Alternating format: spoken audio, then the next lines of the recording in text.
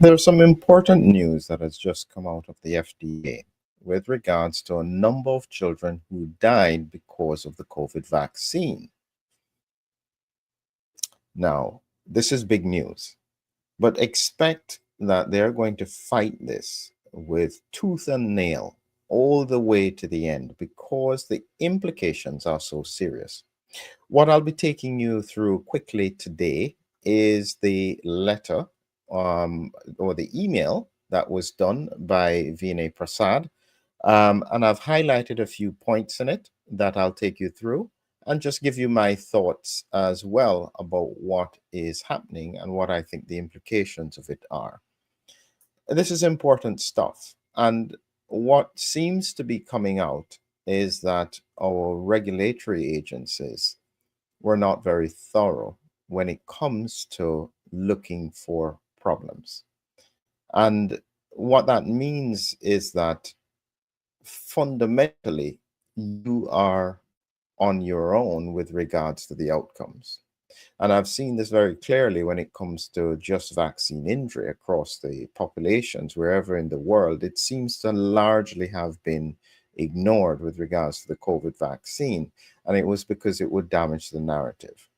Now, the importance of all of this lies with the fact that in reality, we have to make sure that there are solutions available for people. And so before I start, I have decided to do something unusual, which I mentioned just a few days ago. I am going to try and train people with some basic knowledge about how to help others in the pandemic. And so I've put together what is called a stand store. I've put it together. The moment it only has one thing, I'll add something else soon, but it's about joining a community with a monthly pass that's paid, but there will be a free explanation for those people who don't want to pay to join. And part of the reason why there is a payment is because I need people who are going to take this seriously, because I'll be giving you information that normally I'd only share with my medical community.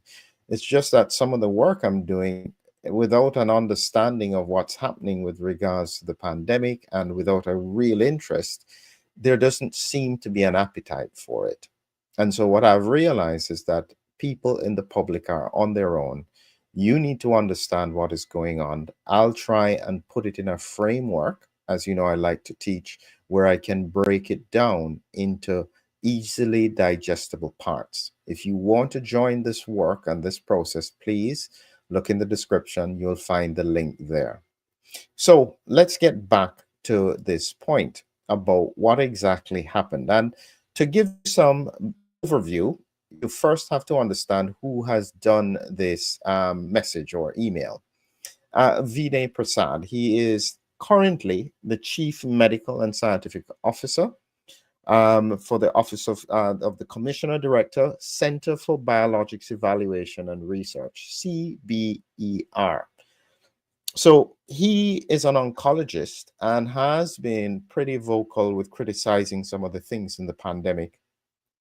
So he wasn't particularly liked before RFK went in the US. And so a lot of people were not happy that he got that position because they said that he was, in a sense, anti-vaccine for asking questions. Anybody who asks questions is anti-vax. This is how it's being framed. So he is the one who is leading this bit of research. The second person I want to highlight, because she's mentioned, is Tracy Beth Hogg. I don't know if I've pronounced that correct, but she's a senior advisor for clinical sciences in this CBER. And the CBER has a number of about 450 research scientists who do a lot of work in terms of trying to understand what is happening in terms of drugs and vaccines. And the reason I'm going through that is because they've mentioned a word that I think you need to understand, and it is here, OBPV. It's Office of Biostatistics and Pharmacovigilance, which is part of CBER. So this is the framework that you have to to look at. And so he is writing to his team about some information that has been brought to his attention. So some of the career staff, for which he had mentioned Tracy later on, found that at least 10 children died because of receiving COVID vaccines. Now, the first thing you have to think there is, why are they talking about 10 children dying? Well, it's important because nobody really has ever acknowledged this. And this is a problem because part of the argument for why it was okay for children to receive the COVID vaccines, even if they were low risk, was that even if they were low risk, there was no risk, so to speak. And myocarditis is rare. Don't worry about it, you know. But to find that 10 children have died because of the COVID vaccine really changes the risk benefit equation. So another point I highlighted here was that they mentioned about in terms of vaccine-induced myocarditis, but they pointed out that with the COVID virus, there is a steep age gradient, being at least 1,000 times more likely to kill an 80-year-old rather than an 8-year-old. This is very important.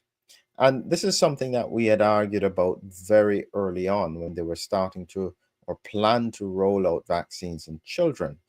It was well known that children were really low risk. And in case people's memories don't quite work the way they did then, you have to remember that statement. People were being vaccinated, even children, to protect granny. It wasn't because anybody was concerned about their child getting COVID. You have to remember that. Remember, parents took the vaccine before giving it to children.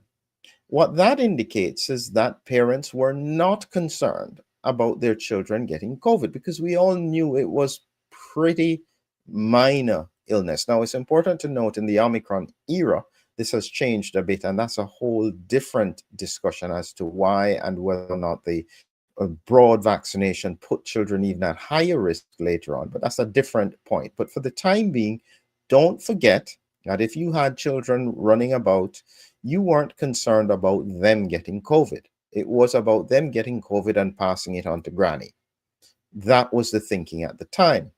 So when you look at that, you can see here that the myocarditis signal then started to come out with regards to healthy young boys and men. And it's important to note that, firstly, the myocarditis signal was considered to be misinformation. So they denied it at first. And then when it started to come up around the world, they go, okay, it does happen, but it's really rare. Don't worry about it. That, in effect, was another important transition point because they were giving the impression that if myocarditis occurred, even because of the vaccine, it wasn't significant and it was relatively rare. And that point was made when the prior CDC director, Rochelle Walensky, stated, "We have not seen a signal, and we have actually looked intentionally for the signal in over 200 million doses we have given." It's a signal for, I guess, myocarditis or mortality. Many felt this statement was dishonest and manipulative. So this is where he is. And then he mentions Tracy. So his senior advisor, myself and colleagues were looking in more detail at all of what was happening, especially in young men. And it's important to note when people talk about the safety and it being rare, my argument at the time was that they were only looking for myocarditis primarily in people who presented to their doctor or to hospital. But many people may have had chest pains, palpitations, not really thought too much about it, or just thought it was a side effect. And those cases could be subclinical myocarditis, where it doesn't have as significant symptoms. And a study in Thailand, which again caused a huge ruckus at the time over 2 years ago, found almost 1 in 3 children who were vaccinated had some kind of abnormality, whether it was ECG, myocarditis. It was 1 in 43 who had myopericarditis. So these were important pieces of information that really went over, I think, under the bridge, so to speak. Then the FDA delayed acknowledgement of the safety signal of myocarditis until after it could extend marketing authorization to younger boys 12 to 15. I'm telling you, the longer this goes on, the worse it's going to look. I'm going to give you an example here to let you understand what is happening here.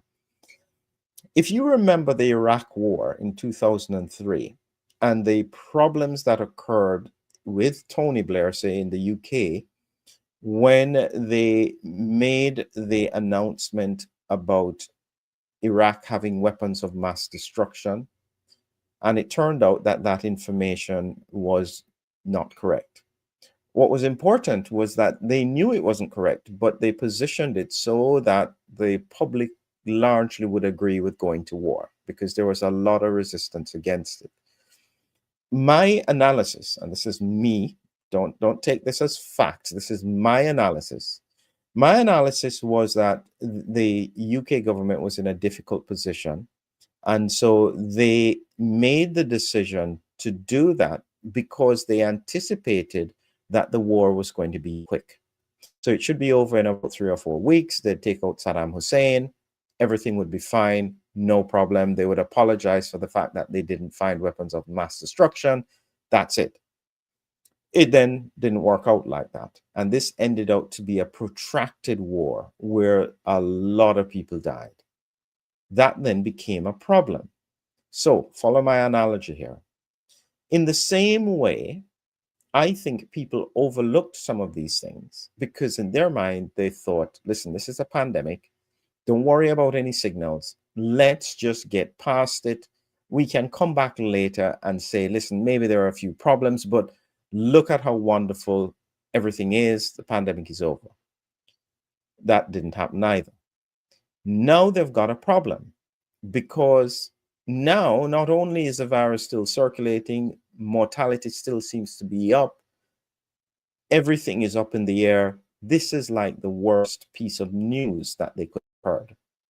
And so when Tracy, Dr. Hoig, began investigating in the summer of 2025, she was looking at the VAERS reports of children who had died after administration of the COVID vaccine. And by the late summer, she concluded that there were, in fact, deaths, a fact that the agency had never publicly admitted. So this is now coming through 4.5 years later. It's almost like what happened with thalidomide. I don't know if I'm allowed to say this, but the company only made the apology in 2012 after what happened in the 1960s. They denied that there was any problem. And eventually in 2012, they said, actually, yes, there was. This is how things usually work. So what they did is that they took an analysis of 96 deaths between 2021 and 2024, and they concluded that no fewer than 10 were related. And they think this was a conservative coding, where it wasn't that they didn't think the vaccines couldn't be contributory, it's just that they weren't as sure and it was a little bit more ambiguous. I would love to see the details of every case, because when I take a clinical head and look at it, I'm looking for whether or not there was a temporal relationship between the vaccination and the death, whether or not there was any underlying comorbidity that could have contributed to death, and whether or not there were any other unusual symptoms that were predating the death. And my rule is very simple in terms of COVID-related complications. If you haven't found any other cause, usually in the context of medicine, we say the most likely cause, therefore, is so and so. That's how we usually do a death certificate. So in this case, if I looked at the 96 cases and I couldn't find any other cause that reasonably would be the explanation, I would therefore, if I had to write a death certificate, would have to say probably would have been vaccine related. So this is why I said that it's likely to be way higher than 10. But again, without the details, we don't know. So he goes on to say, for the first time, the US FDA will acknowledge that COVID vaccines have killed American children. Healthy young children who faced tremendously low risk of death were coerced at the behest of the Biden administration via school and work mandates to receive a vaccine that could result in death.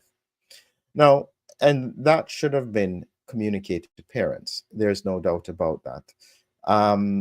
And I think that when we look at the science here, because sometimes I wonder what in the world was going through their heads. I think people were so scared and so determined that they had to get beyond this, and so confident of what they saw in the science, possibly without reading the paper in any great detail, that they felt that they could push this through because it was such a big political win. I think politics and finance played a huge part here. And my personal view is that in 50 years' time, when we look back at this period of time, politics and greed will turn out to be the reasons all of these things fell apart. It's quite remarkable because I've always worried about the technology and how it was used. But if they had just focused on the high risk, I don't think there would have been any questions that could easily have been raised because it would have been so difficult. But when they broadly gave it to the population, including the low risk, suddenly anything that goes wrong, it's not hard to put together. So he goes on to say, putting these facts together, it is horrifying to consider that the US vaccine regulation, including our actions, may have harmed more children than we saved. He uses a may because when they go down, they realize it's not so easy to specifically delineate how many children were saved or harmed. But without a shadow of a doubt, the fact that children were harmed does indicate that the risk benefit association was probably not worth it. Another point that I'll make is that there were people who had concerns. Doctors Gruber and Cross resigned in 2021, and they were running the vaccine division for decades. They resigned over two issues: that Dr. Marks insisted that annual boosters should be for all people, irrespective of age and risk, while they preferred a risk-based evidence approach. Okay? But they still pushed it through with regards to the boosters. I still think that Gruber and Cross were partially right. They should have done it for high-risk patients only who had not been infected. They shouldn't have. It doesn't seem that they were against mandates, which I'm pretty sure is going to come back to bite everyone. And so when we look at everything here, you can realize that this is a disaster that's unfolding. And this is just the beginning. This is why I'm saying to people, whatever you do, if you haven't pivoted yet, this is the time to pivot and say, oops, I think that maybe this was the wrong thing to do. I'm just, even then, I don't know if pivoting now will save the public perception of how things are. But if you don't pivot, you are definitely going to be in trouble because the dam is just starting to break. And this kind of information is going to raise a whole bunch of other questions. And here is one of the final thoughts here that I'm going to highlight. Additionally, at the FDA, we have not been focused on understanding benefits and harms of giving multiple vaccines at the same time. I highlight this because I remember when they were starting to give the COVID and the flu vaccine at the same time. I was thinking, why are you doing that? Because this is a relatively novel technology. novel virus. You don't know how things will work out. If you put them together, if you have thought that the flu vaccine was safe before and there are problems with the COVID vaccine, how are you going to differentiate it? And I realized at that point that they were so either confident or so determined to push this through that they just were not thinking logically. These are huge issues that have to be addressed. Now, the final point is this. Take into consideration that the FDA has come out and said this. Wherever you are in the world, you have an equivalent organization looking at safety, pharmacovigilance of drugs and vaccines. What were they doing? Is it that the FDA runs the world? What are these other regulators doing? Do they just take the information from everyone else and don't check it themselves? And this is an important point because sometimes they trust the manufacturer to do the pharmacovigilance, to do the work, and to see if everything is safe. And if it isn't safe, it will then, in theory, go back to the manufacturer, but it can't in this case because they have liability or liability protection. This is a disaster, and it's only just starting to unfold.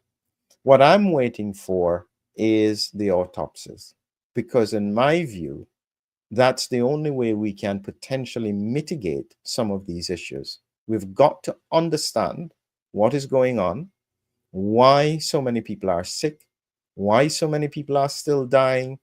How can we mitigate this? How can we make a difference? And as I warned you before, you are in this boat on your own without any oars.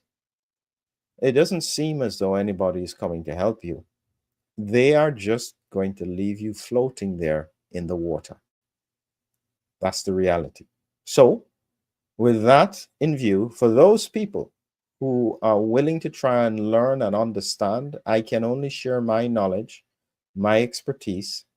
And if you want to come on that journey, look in the description, join this Stan creative thing. It came as a moment of inspiration for me just this weekend. This is why not everything is put together. I just thought I've got to help people to be able to help themselves, because we need now the community to protect the family, the loved ones, and everyone else. This is especially an important call to the unvaccinated. I know a lot of my listeners are unvaccinated and they appreciate the updates, but you need to do more than that, because for people who are struggling, they don't want to acknowledge that this is the issue or this can be an issue. You need to communicate properly, you need to educate, and you need to find ways to help.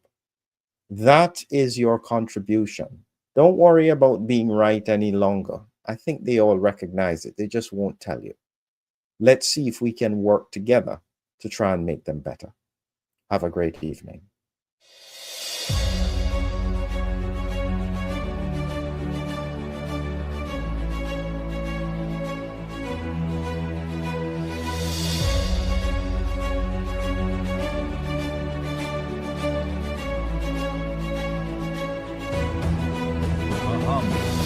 A hero, an immune adventure. Humming Heroes, your lyrical guide to the body's defenders. Now on Amazon. Check the links below.